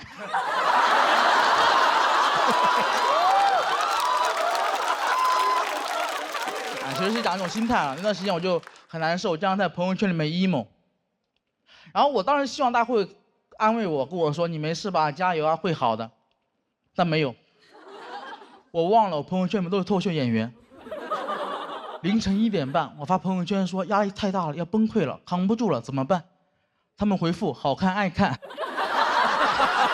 就是这么残忍。他们很多人很看不惯我，他们喜欢指责我一点，他们觉得我太矫情了。他们觉得没被骂不就行了吗？刘润成，你做人不能既要又要。我特别讨厌这句话，因为我发现从小到大，只要我遇到一点点好事儿，就有人跟我说不能既要又要。遇到困难从来没有。那小时候老师让我既要学好语文，又要学好数学的时候，怎么没有一个正义的人跑出来说人呢不能既要又要？我说那物理我也不要。从小课文也这么教我们，告诉我们什么天将降大任于斯人也，既要苦其心志，又要劳其筋骨，既要饿其体肤，又要空乏其身，还要行拂乱其所为。我看了就觉得老天，你真敢要啊！这个大任我先不要了。谁要谁要，我不要。我是胡彦斌，你要的全拿走。反正我不要。太多要求太复杂太困难了，怪不得这段话最后一句是所以增益其所不能呢。你这么难，他确实不能。他再也不敢要了。只会说，哎，是谁在唱歌啊？所以真的，所以去年能拍电影，我真的很开心。那是我去年最开心的一个事儿。除了拍电影之外，还有一个更重要的事儿，就是我去年在拍电影的时候，我见到了杨幂。说实话，我从小就非常喜欢杨幂。不要纠结从小。但我真的从小就非常喜欢杨幂，但那天我没敢主动跟杨幂说话，因为我这个人有个问题，当在我的工作中遇到自己喜欢的偶像的时候，我从来不敢主动说话，我怕这样不职业。也不知道我在装什么。但那天，杨幂主动跟我说话了，因为她认识我，她看过我们节目，她说很喜欢我的表演。你们也太配合了。他甚至一见面跟我主动开了个小玩笑，他跟我说：“哎，你怎么在这儿？你不装门窗了？”一个小玩笑，但当时我真的很开心，因为我从来没有想过，我刘仁成，我能靠自己的努力，让自己从小就非常喜欢的偶像也喜欢我，并且认识我，并认可我，我感觉自己太了不起了。那一刻，我觉得我或许配拿那个第4名。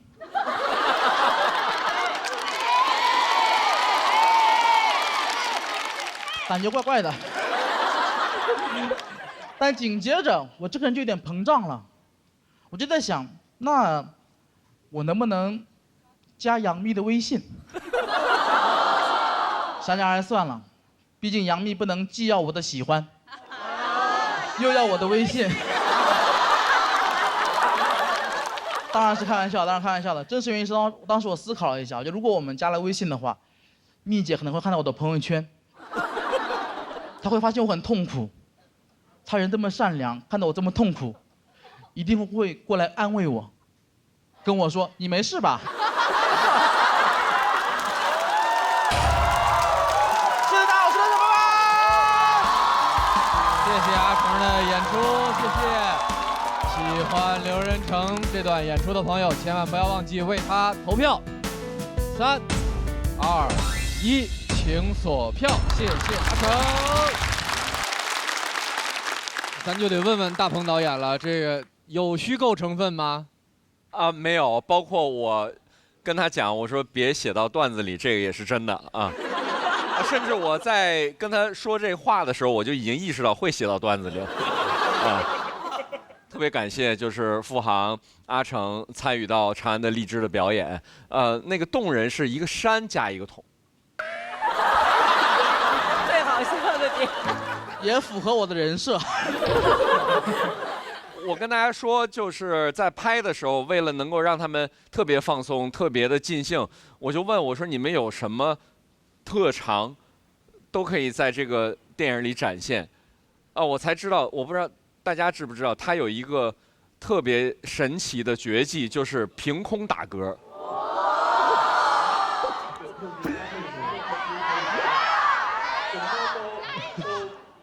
你是后排观众，你当然愿意来一个了。你问问人前排观众乐意吗？稍微有点不雅。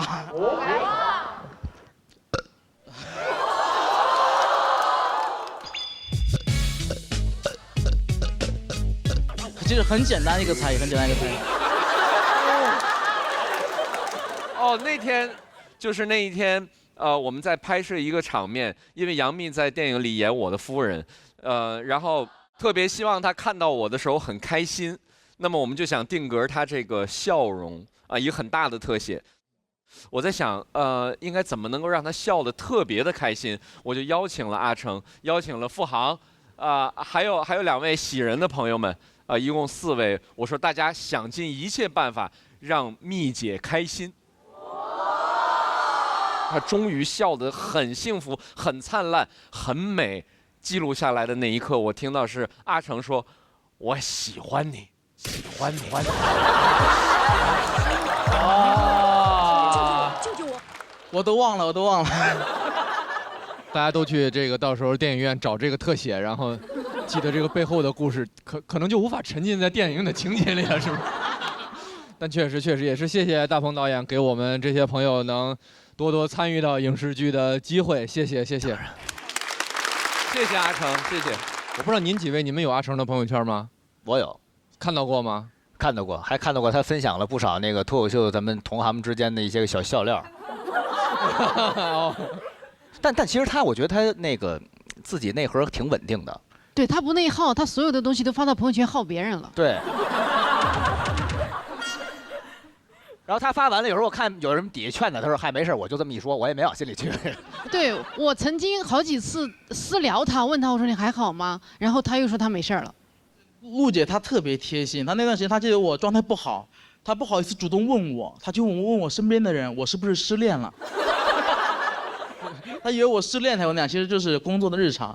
其实就我特别感谢鹏哥，鹏哥真的对我很照顾，而且他有时候他经常评论我朋友圈。昨天凌晨我压力又特别大，所以我就那 emo， 鹏哥评论一条，现在打车跟我一块走，他让我逃离这个片场。他给你送走，他还回来了。我今天是拍在那个你说大鹏导演不让你说的那个地方，我就觉得特别好，他不让你干你就干。我觉得就是要拿这种气势，你就可以一路走下去。好，那按照你的说法的话，我不应该听你这句话。咱也没有必要这么犟。开玩笑。行，谢谢阿成的表演。刘仁成赢得了气氛组的3票。那根据规则，接下来就要开启挑战环节了。其他组的朋友有哪些演员想要挑战刘仁成的，就请起立，倒计时5秒钟。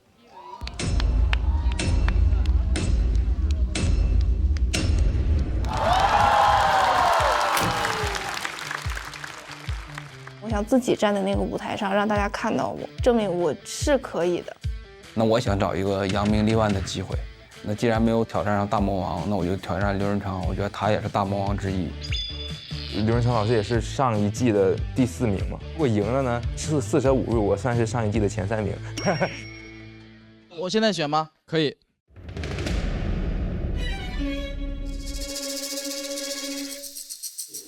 我选辛博。我得告诉大家为什么选他，因为在我心目中原因就很简单，就是他很强。因为辛博是在那头排名中排名12位，前7、前8都是老人吧。我叫王辛博，这也太帅了！辽宁铁岭人，我们是幽默之乡。自我评价啊，在传统单口上还比较有实力的人。他的梗出得很巧，他出梗的方式和他想事情的角度是我以前没怎么见别人这样创作过的。他的段子是那种有琢磨劲儿的，他完全是靠他自己的文本和节奏在跟你交流。你就感觉他不像一个只演了2年半的一个演员，他是一个新人呢，有点像讲了10年8年的那种感觉，真的。他段子质量也很高，是一个很有潜力的黑马，大家可以期待一下。讲单口这2年半呢，身边的朋友都知道我是一个特别拼的人。去年2024年，我说我一定要做出一个质量可以的专场。那这1年时间，我大概就写出了小70分钟的内容，讲了小800场的开放麦加商演。就这2年半，我的演出量可能会是很多演员的3到4年的演出量，是浓缩的2年半。所以说，我觉得我现在可以讲，我在技术上是一个比较成熟的演员。去年第1是付航，第2是小鹿，第3是黑灯吧，第4就是刘仁成，2个当了魔王，1个挑战魔王，那能留给我是谁呢？我先认了。还是有胜算的。有的。毫不担心。对，听到了吗？听到了吗？我们看看后边还有谁吧，让他们放马过来吧。啊？我觉得势均力敌，好吗？也不至于毫不担心。重来，充满悬念，真的替他捏一把汗。打另外一个组长太厉害了，一个新人，打一个上一节目的第4名，我的天哪，这样太让人担心了。我们都在那边默默地为他捏一把汗。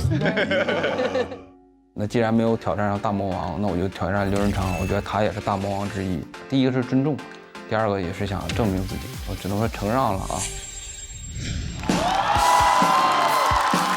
加油加油，金波！加油加油加油！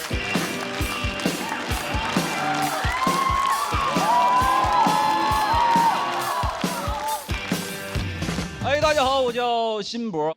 从小就在农村生活，我觉得农村的教育资源不是特别好。我的小学就那么几个民办教师，就是那种农民扮演的教师，乡村 coser。班主任老师姓张，他教我数学，也教我插秧。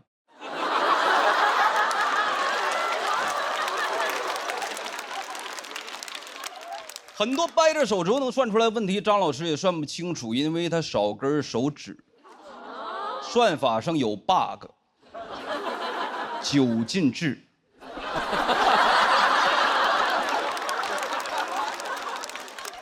我很笃定，真的，我从小就很笃定，我一定得考上大学，因为我知道只有上了大学，才能结合着我的专业所学，让家里给我买电脑。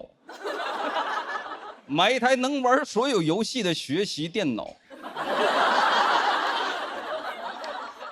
所有的科目里边，数学最差，高考算是超常发挥，考了76分，按照9进制算是84。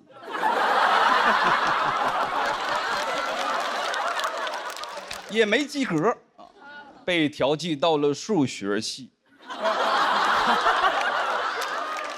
我这样的学数学门儿都没有。我说妈，你必须得给我买台电脑，上帝把门给我关死了，你得给我打开一扇 Windows。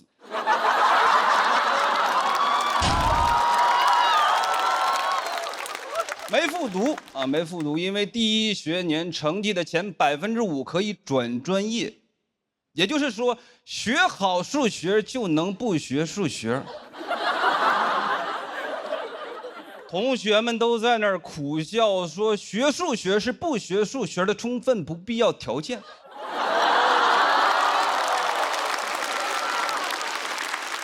听得我都茫然了。我说你们家里都什么条件？6学摸底考，我就是倒数第2，倒数第1是我的 homie 威哥。全班就只有我们2个人有共同语言。老师说这道题应该没有同学不会吧？我说不应该。威哥说我不会。选我当班长，说反正你也学不进去。我说为什么不学威哥？他说也不能太蠢。我最想学的专业是计算机，因为小的时候就觉得黑客很酷。大学也自学，去黑客论坛上还拜过师傅，学费60。加了 QQ 给我传了个文件，如何盗号。我一点号就被盗了。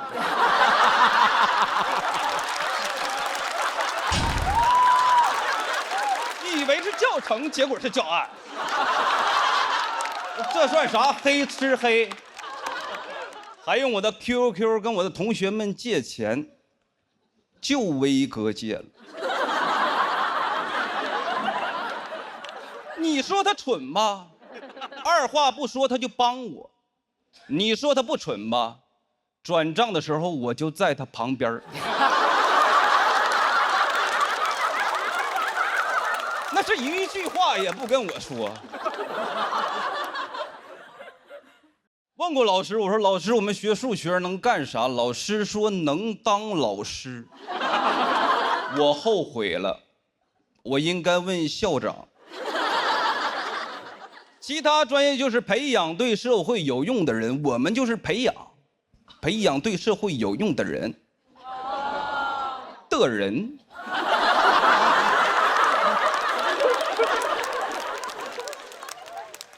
我发现啊，像我这种普通学校的冷门专业，社会给我们留的大多岗位都是销售类。我们学院的优秀校友墙就是全国房产中介的优秀员工墙，上面的照片基本都一个知识。那个校友群你就看吧，名字开头都有个 AAA， 你得往下滑到100名开外才有一个 B 打头的，比亚迪卖车。毕业季的时候有那种优秀学长回来招聘，我给他倒了杯水，他说老弟呀，全班我都看了，就你能干销售，数你的眼神最空洞，你根本就学不进去。我不想干销售，我觉得这么多年书白读了，确实感觉自己有点脱不下去长衫，但我也知道自己里边啥都没穿。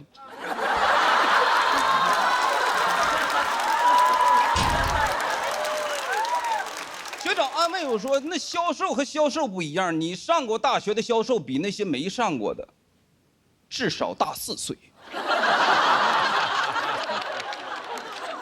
你就比你同龄人成熟。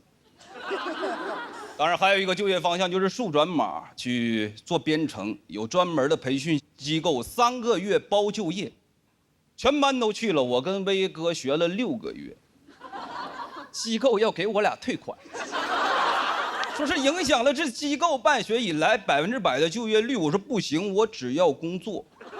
他说要不你们俩就留下来当老师，教数学。我没留下，在老师的推荐下，当地的矿务局要一个懂数学又懂计算机的人才。我说领导，我还懂点黑客。那个岗位就是坐在矿井口的岗亭里，对着一台电脑屏幕，下去一个矿工，我就在 Excel 上+1，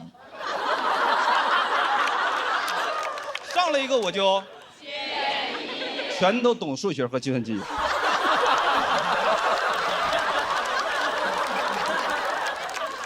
同学们好奇说：“你这个样的去矿能干啥？”问得多我就很烦，我说算命。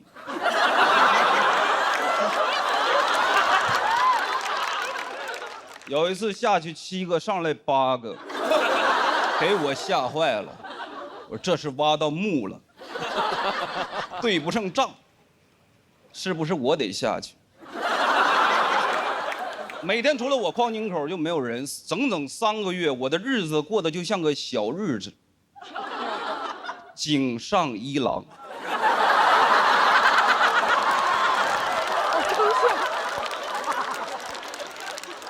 接到了一个改变我人生的垃圾电话，来自广东珠海，问我先生买房吗？我立马反问他：你们招人吗？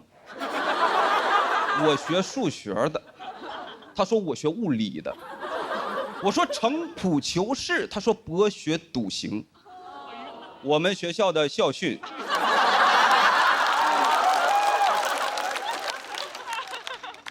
时代也在发展，这几年 AI 成了风口。我也是干了很多年销售，几经辗转在网络安全行业。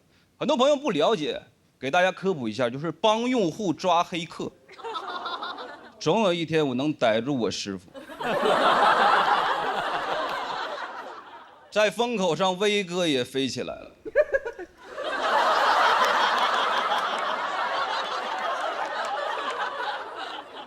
他现在是一名自动驾驶算法的工程师。来杭州开会，我开车接他，他跟我说：“你把自动驾驶关喽。”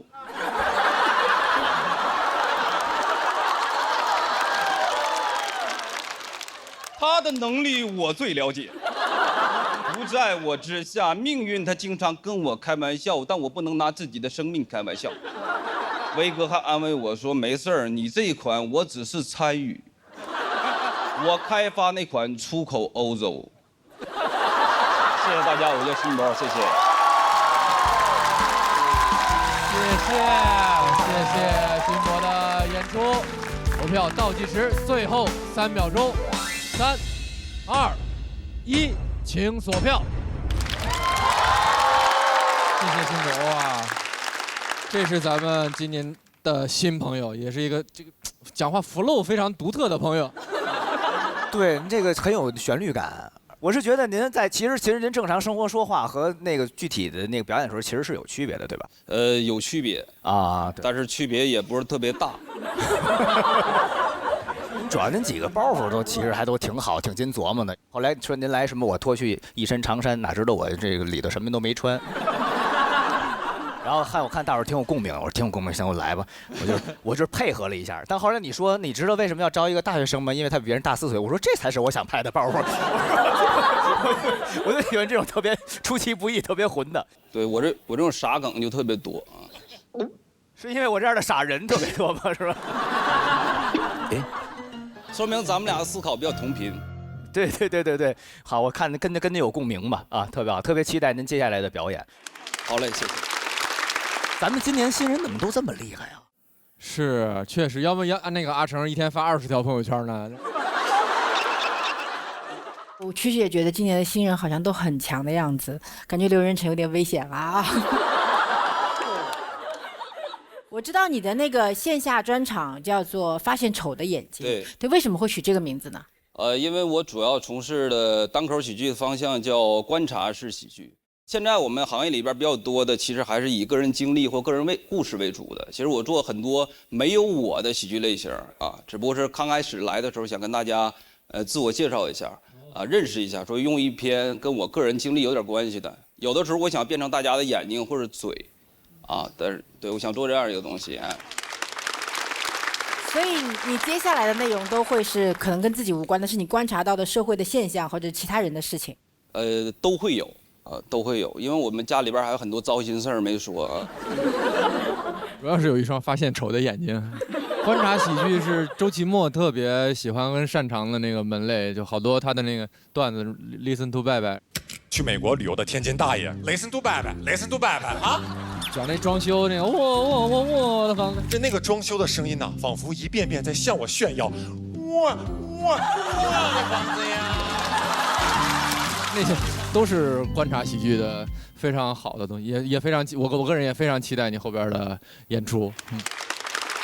好，谢谢。他很像阿成去年刚开始给大家那个感觉哈，就是你也不知道哪儿有这么一个人小人物，然后突然就在台上栩栩如生，能量也很足。在他站起来之后上台，拿起话筒之前，完全就没有想到接下来要看到的是这样一个表演，真是不可貌相，